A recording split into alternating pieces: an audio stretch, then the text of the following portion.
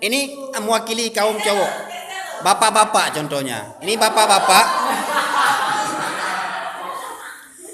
Bapak-bapak lagi duduk di lapangan Hira bersama anak-anaknya.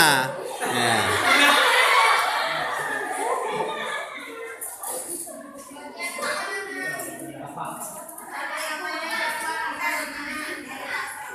Assalamualaikum Bapak. Kami dari kampus Taimal Saleh. Kami di kampus ini punya MK Kewirausahaan. Kami disuruh membuat satu usaha, yaitu membuat produk baru dari kami. Jadi kami menciptakan produk kami yang bernama produknya teh lemon cecepi. Kami ingin menawarkan kepada Bapak, apakah Bapak berminat untuk membeli produk kami? Bapak, ini teh ini terbuat dari gula murni, gula asli, minumnya asli aqua.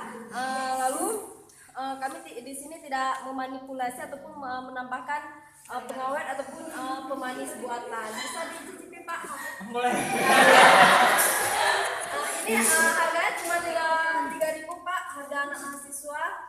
Saya jamin kalau Bapak minum ini pasti bikin happy karena yang buatnya cewek happy. Mahal itu.